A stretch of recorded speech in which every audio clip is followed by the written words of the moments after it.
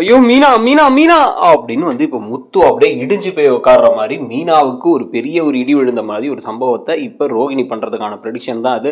ரோகிணியை பொறுத்த வரைக்குமே மீனா தான் எல்லாத்தையுமே பண்ணியிருக்காங்க அப்படின்னு ஒரு முடிவுக்கே வந்துட்டாங்க. இந்த பக்கம் வந்து மகேஸ்வரி வீட்லையும் தங்க வீட்டில், இந்த பக்கம் வித்யா வீட்லையும் தங்க வீட்டில் அப்படியே வந்து வெளியே வந்துட்டு அவங்க அம்மாவை கால் பண்ணுறாங்க. அம்மா எங்கம்மா இருக்க அப்படிங்கும் போதே அவங்க அம்மா வந்து இல்லை என்னாச்சு என்னாச்சு கல்யாணி என்னாச்சு அப்படின்னா எல்லாம் தெரிஞ்சு போச்சுமா. அந்த மீனாவை நம்பியிருக்கவே கூடாது, அவள் எல்லாத்தையும் அவள் புருஷன்ட்ட சொல்லிட்டா.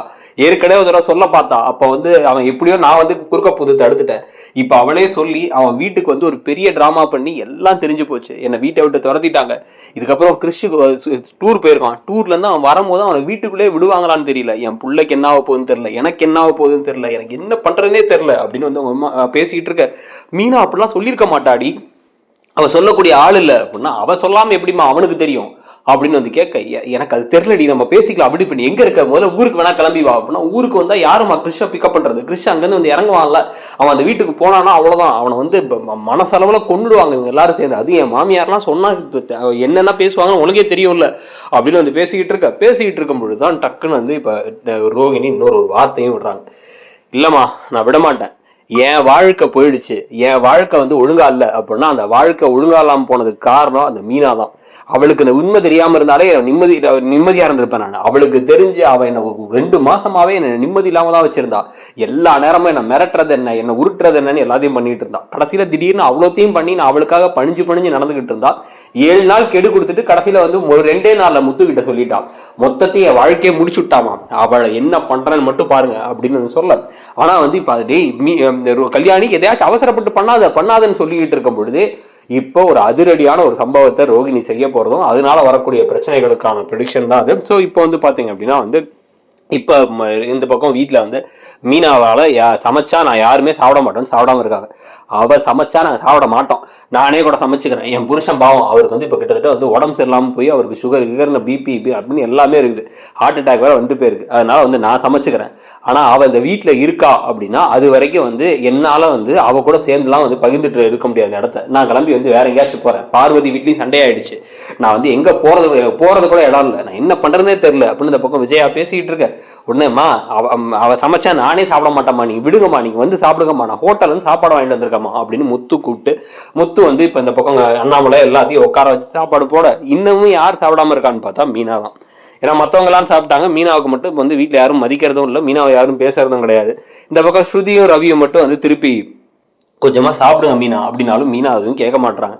மீனா வந்து இல்லை எனக்கு சாப்பிட தோணல, நான் பண்ணதானே பெரிய தப்பு, நான் பண்ணது ஏன் பண்ணேன்னு யாரும் புரிஞ்சுக்கல, நான் வந்து பண்ணது தப்பு தான் எனக்கு புரியுது, எனக்கே அது குற்ற உணர்ச்சியாக தான் இருந்துச்சு, ஆனால் இந்த குடும்பத்தோட நிம்மதி பெறக்கூடாது தான் நான் பண்ணேன் அப்படின்னு வந்து திருப்பி அதே அவங்களும் சொல்லிட்டு இருக்க.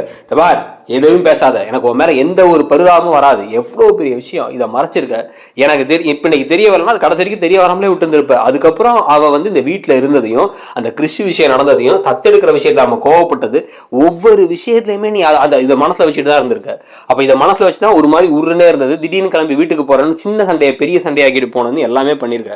உன் கூடலாம் எப்படி வாழ போறேன்னே தெரியல. நான் ஒவ்வொரு தடையும் சொன்ன வேற, நீ வெளுத்ததெல்லாம் பாலுன்னு நினைப்ப, உனக்கு ஒன்றும் தெரியாது மீனாங்கும் போது அப்படியே அமைதியா இருந்த. ஒரு வார்த்தை வாயை திறந்து இல்ல எனக்கு தெரியும் அப்படிங்கிற மாதிரி வார்த்தையை சொல்லியிருந்திருக்கலாம்ல, உனக்கு மனசு உறுத்தவே இல்லைல்ல, எனக்கு புரிஞ்சிருச்சு, எல்லாம் எனக்கு புரிஞ்சிருச்சு அப்படின்னு வந்து பேசிக்கிட்டு இருக்காங்க. ஸோ இதெல்லாம் பேசிக்கிட்டு இருக்க இப்போ என்ன பண்றது ஏது பண்றது அப்படின்னு ஒரே குழப்பத்தில் வந்து இப்போ மீனாவும் இருக்கும் பொழுதுதான் மீனா வந்து இதுக்கப்புறம் கோயிலுக்கு போனாதான் சரிப்படும் அப்படின்னு கிளம்பி கோயிலுக்கு போறாங்க. கோயிலுக்கு போறான்னு கிளம்பி வண்டி எடுத்துட்டு அங்க போய் சாமிகிட்டே போய் அழுவோம் அப்படின்னு வந்து கிளம்புறாங்க. கிளம்பும் பொழுதே அவங்க ஒரு கண்ணு பார்த்துக்கிட்டே இருக்கிறது மட்டும் காமிக்கிறாங்க. அடுத்தது வந்து பாத்தீங்க அப்படின்னா நேரா கோயில்ல உள்ள நுழைஞ்சு, நான் பண்ணது பெரிய தப்பு தான், நான் சொல்லியிருந்திருக்கணும், ஆனா எனக்கு அந்த ரோகிணி காலில் விழுந்து கிறிஸ்டியோட சேர்ந்து செத்துருவேங்கும் போது எனக்கு வேற என்ன பண்றதுன்னு தெரியல, சின்ன பையன், என்னோட வாழ்க்கை என் சூழ்நிலை எனக்கு இப்படி நடந்துச்சு அப்படின்னு ஒன்னொன்னா அவ சொல்லும் பொழுது எனக்கும் பாவமாகவும் இருந்துச்சு. அவ வாழ்க்கையை திருப்பி ஆரம்பிச்சுக்கணும்னு நினைக்கிறா, அவ்வளவுதான், இதுல என்ன பெரிய தப்பு அப்படின்னு மனசு ஒரு எண்ணம் ஓடுச்சு. இருந்தாலும் ஏமாத்தக்கூடாதுங்கிறதுனாலதான் எல்லாத்தையும் சொல்லிடணும் நானும் அவகிட்ட சொன்னேன்.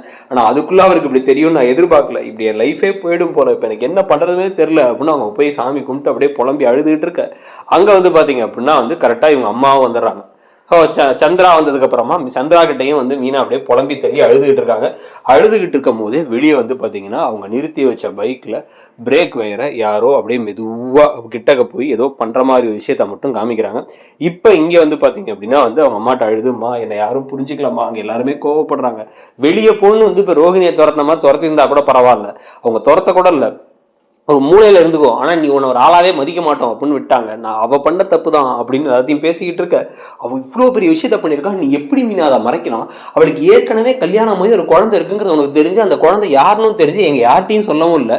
நாங்களும் அவன்கிட்ட திருப்பி திருப்பி கேட்டோம், நீ பண்ணது தப்பு தானே மீனா, அந்த வீட்டுக்கு ஒரு உண்ட வீட்டுக்கு ரெண்டகம் பண்ற மாதிரி தான் நீ பண்ணது அப்படின்னு வந்து எல்லாத்தையும் பேசிக்கிட்டு இருக்கும்போது எனக்கு என்னமா பண்றது, எனக்கு வேற எந்த சூழ்நிலையும் இல்லம்மா, என்ன பண்ணனே தெரியலந்தாம அதை பண்ணேன் அப்படின்லாம் இது பண்ணிட்டு, சரி விடுமா நான் பாத்துக்கிறேம்மா, நான் திருப்பி அந்த வீட்டுக்கு போயிட்டு எல்லாரும் காலில் கையில விழுந்தாச்சு என்கிட்ட பேச வைக்கிறேன், என் மேல தப்பு இருக்குன்னு எனக்கு தெரியும், ஆனா மன்னிச்சிருவாங்க நான் நம்புறேன் அப்படின்னு கிளம்பி இவங்க வேகமா வந்து வண்டி எடுத்து வண்டி எடுத்து அவங்க வந்து இப்படி போயிட்டே இருக்கும் பொழுதுதான் வந்து பாத்தீங்க அப்படின்னா அந்த பக்கம் அப்படியே கையில வந்து ஒரு ஸ்பேனர் கிணறு, இந்த பக்கம் வந்து கட்டிங் பிளேயர்லாம் வச்சுட்டு அப்படியே சிரிச்சுட்டு நின்றுட்டு இருக்காங்க. இப்போ ரோகிணி, என் வாழ்க்கையை நாசமாக்குன நீ இதுக்கப்புறம் ஒவ்வொரு நிமிஷமும் வாழ்க்கையை நீ இப்படி வாழ்றன்னு பாக்குற, நீ இருந்தாதானே வாழ்றதுக்கு, என்ன நடக்க போகுதுன்னு மட்டும் பாரு அப்படின்னு வந்து இவங்க யோசிச்சுட்டு இருக்க.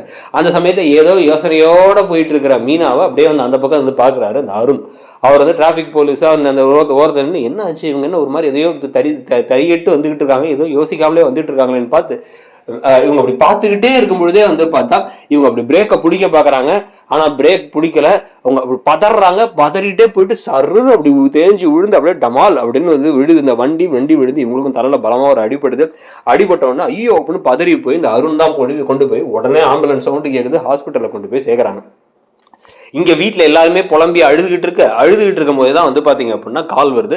கரெக்டா பார்ல போய் உட்காந்து அப்ப எடுத்து குடிக்கலான்னு போறாரு முத்து. ஒரு சிப்பை எடுத்து வைக்கும் பொழுதே வந்து கால் வருது, ஆம்புலன்ஸ் ஏத்தியாச்சு, ஹாஸ்பிட்டல் கூட்டு போயிட்டு இருக்காங்க அப்படின்ட்டு எல்லாம் பதறிட்டே வர, அங்க வந்து பார்த்தா சந்திரா சீதா எல்லாரும் இருக்க. இவங்களும் வந்து பதறி அடிச்சு முத்து வந்து பார்த்தா இங்க வந்து பார்த்தா அவங்க தலையில பெருசா அடிபட்டு இருக்கு.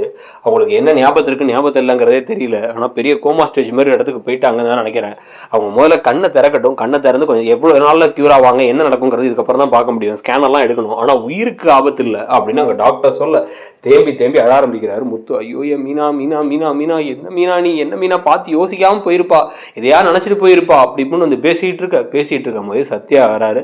சத்யா வந்துட்டு அந்த பைக்ல பிரேக் வயர் கட் ஆயிருந்துச்சு மாமா அப்படின்னு சொன்ன உடனே ஷாக்காயி முத்து பாக்குறதோட இப்ப என்ன நடக்கும், இப்ப எதனால வந்து இப்ப வந்து யார் இதை பண்ணிருப்பா, ரோகிணியா இருக்குமோன்னு டக்குன்னு யோசிக்க தோணாது. அப்ப அவங்களா இருக்குமா, இல்ல அதே மாதிரி வந்து இப்ப மீனாவுக்கு இவ்வளவு பெரிய விஷயம் நடந்ததுக்கு அப்புறம் மீனாவை எப்படி வந்து கியூர் பண்ணி கொண்டு வந்து இதுல ஏற்கனவே முத்து மீனாவுக்கான பிரெக்னன்சி ட்ராக் எல்லாம் யோசிச்சு வச்சு இந்த விஷயத்தை யார் நடக்குமா அப்படிங்கறதோட அந்த கதை வந்து ஒரு பெரிய ட்விஸ்டா ஆனா எப்படி இருக்கும் அப்படிங்கறத பத்தி உங்களுடைய கருத்தை சொல்லுங்க.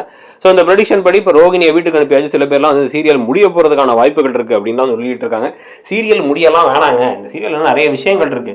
ஒரு தெய்வ மகள் எப்படி அந்நியார் வில்லியானதுக்கு அப்புறம் கதையை கொண்டு போனாங்களோ அந்த மாதிரி கதையை கொண்டு போகலாம் அப்படின்னு நினைக்கிறீங்களா அப்படிங்கறதையும் சொல்லுங்க. அப்படியே மறக்காம இடம்பொருள் சேனலை சப்ஸ்கிரைப் பண்ணலாம், சப்ஸ்கிரைப் பண்ணிட்டு பாண்டியன் ஸ்டோர்ஸுக்கு நம்மளுடைய ஏற்கனவே ப்ரெடிக்ஷன் வீடியோ போட்டிருப்போம், அந்த வீடியோவையும் பார்த்துட்டு நம்மளுடைய இடம்பொருள் நவ் சேனல்ல மற்ற வீடியோஸ் எல்லாம் போட்டுட்டு இருக்கோம், அந்த சேனலையும் சப்ஸ்கிரைப் பண்ணிடுங்க. அப்படியே வந்து உங்களுடைய கருத்துக்களையும் கமெண்ட் செக்ஷன்ல சொல்லுங்க. தேங்க்யூ.